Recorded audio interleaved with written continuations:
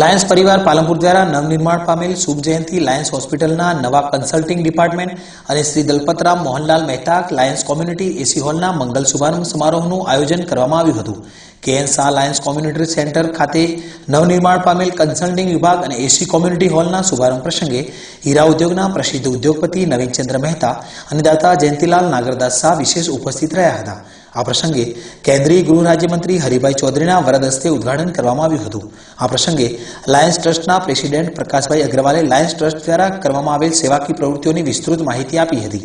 બસ તો આજે એનું મને ગર્વ છે કે દાતાઓના સાથ સહકારથી આજે સુંદર મજાનો હોલ થયો છે.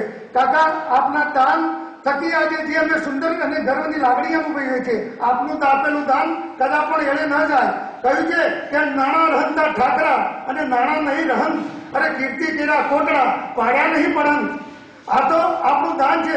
હંમેશા વર્ષો સુધી આપના પરિવારમાં આપણા પુત્રો અને પૌત્રો હંમેશા યાદ કરશે કે મારા દાદાએ અને પપ્પાએ આ જગ્યાએ દાન કર્યું છે. હંમેશા અજાત અને અમર રહેશે.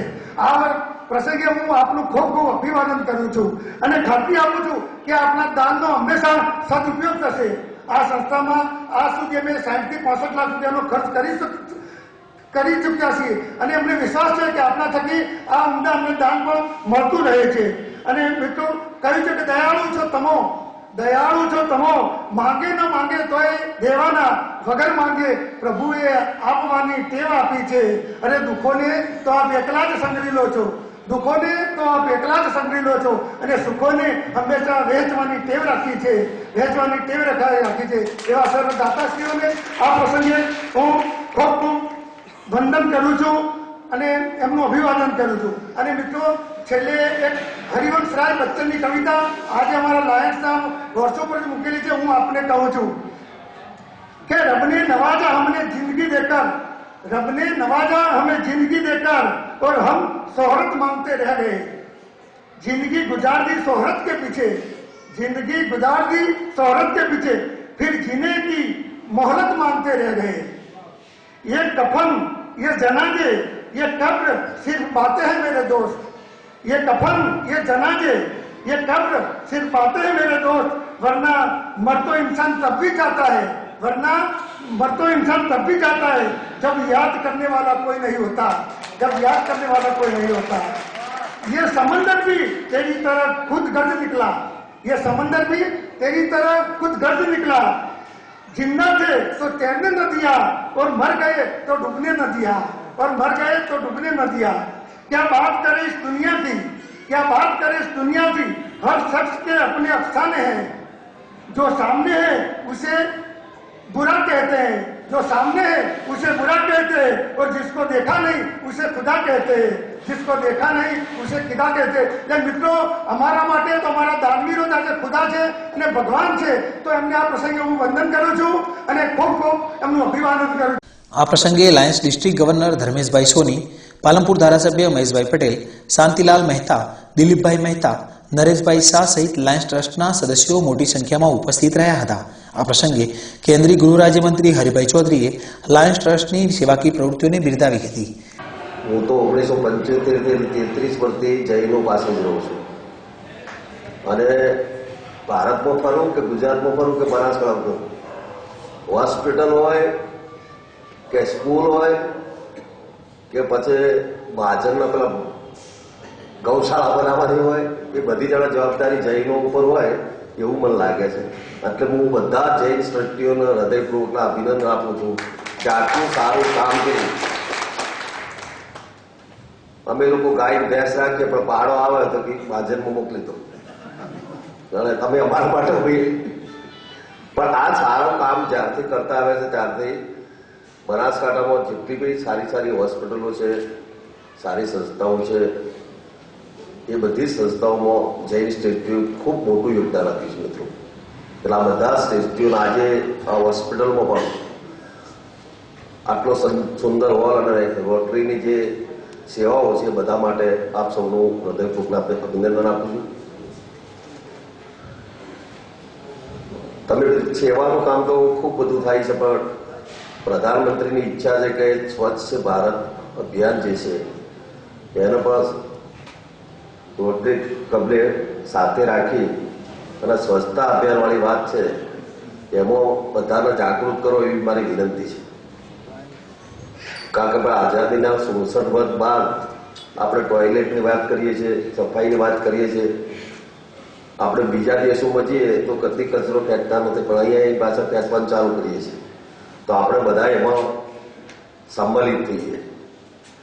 બીજું, તમને બધાને થતું છે કે નરેન્દ્રભાઈ દિલ્હી જઈને શું કરે છે. મિત્રો, આપણે 9 વર્ષમાં 548 ડિસિઝન લીધા છે.